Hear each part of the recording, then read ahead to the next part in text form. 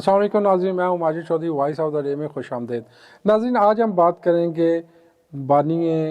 पाकिस्तान तहरीक इंसाफ और शाह महमूद कुरैशी साहब के हवाले से। जैसा कि कोर्ट ने आज सज़ा सुना दी और 10-10 साल कैद की सज़ा सुनाई गई है।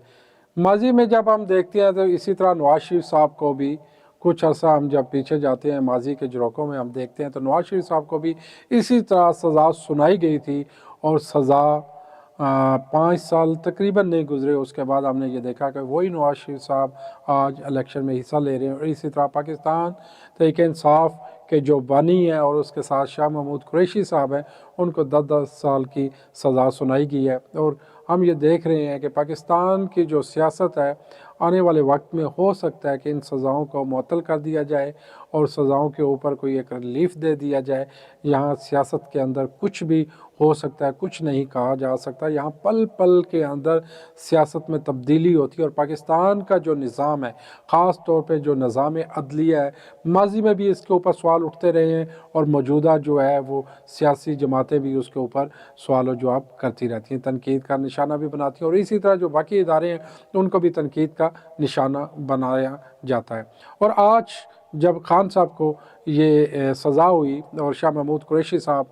को जब ये सज़ाएँ सुनाई गई, तो इसी के साथ साथ हमें ये ज़रूर सोचना चाहिए कि जो इक़्तिदार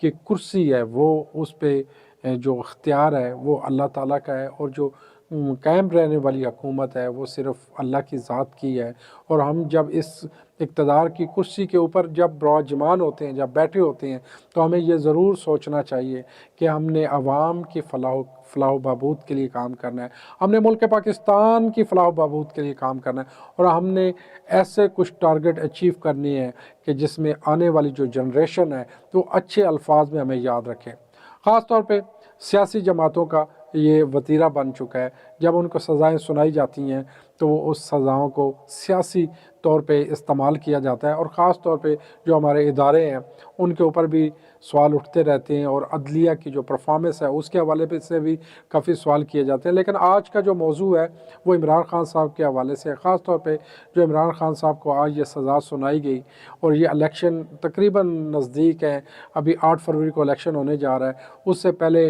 ये सज़ा का ऐलान मेरा ख़्याल है कि पाकिस्तान तहरीक इंसाफ के लिए एक बहुत बड़ा धचका है। और जो पाकिस्तान तहरीक इंसाफ के जितने भी उनके प्लेटफॉर्म से जो वो इलेक्शन लड़ रहे हैं, जो उनके कैंडिडेट हैं, ख़ास तौर पे जो पार्लियामेंट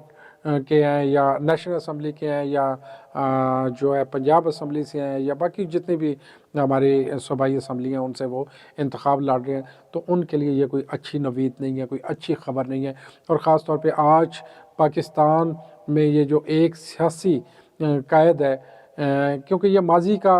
एक सिलसिला तसलसल चलता आ रहा है कि जो भी सियासी जमात इक़्तिदार के ऐवान पे बिराजमान होती है उसे कहीं ना कहीं एहतसाब अदालतों का और हमारी अदालत उज़्मा का सामना करना पड़ता है। उनको सज़ाएँ हो चुकी हैं, जेल के अंदर बंद कर दिया जाता है, लेकिन कुछ अरसे के बाद हम ये देखते हैं कि वो जेल से बाहर निकल के उससे पॉपुलर लीडर बन जाते हैं और इक़्तिदार की कुर्सी के ऊपर भी बिराजमान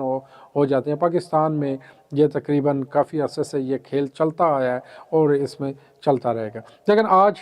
हम जो बात करने जा रहे हैं वो ये है कि ये जो सियासी शऊर है, जो पाकिस्तानी अवाम है, उनके लिए जो सियासत का मैदान है लोग किस तरीके से देख रहे हैं। ख़ास तौर पे ये जो वोट का अमल है, वोट के अमल को किस तरीके से शफाफ बनाया जा सकता है। ख़ास तौर पे जब हम एक पार्टी को जब हम अपने सर पे बिठाते हैं उसको उसके लिए सादिक अमीन का भी हम अलकाब देते हैं और उनके तमाम फ़ैसलों को मानो अन तस्लीम करते हैं। लेकिन कुछ अर्सा गुज़रने के बाद वही लीडर, वही पार्टी पाकिस्तान की मकबूल तरीन जो पार्टी होती है वो एकदम उसका ग्रास रूट लेवल से सफाया हो जाता है। और लेकिन इसमें यह भी ज़रूर सोचना है कि क्या हमारे जो लीडरान है, ख़ास तौर पे जो पार्टी को लीड कर रहे होते हैं, उन्हें उस वक्त ये ज़रूर सोचना चाहिए कि उनके कोई भी स्टेटमेंट, उनका कोई भी ऐसा फ़ैसला कि जो उनकी पार्टी की बर्बादी का बायस बन सकता है, आने वाले वक्त में उनके वर्कर को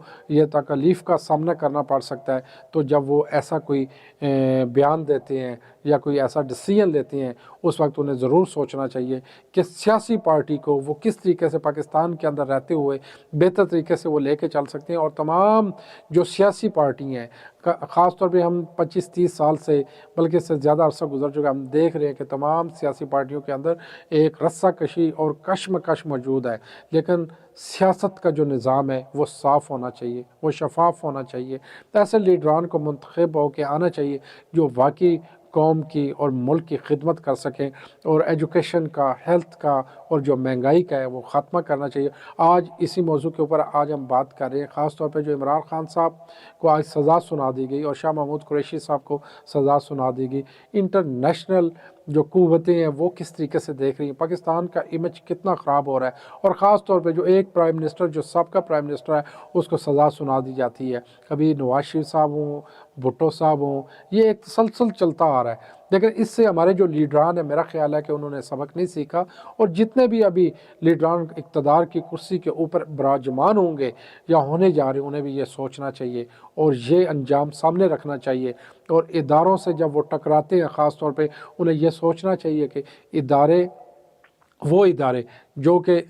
پاکستان کی ہسٹری میں سب سے مضبوط رہے ہیں، تو ان سے میرا خیال ہے کہ وہ جنگ یا ان کے ساتھ جو رسہ کشی کا ماحول ہے ان کی سیاست کے لیے یہ کبھی بھی بہتر نہیں ہو سکتا۔ اور آج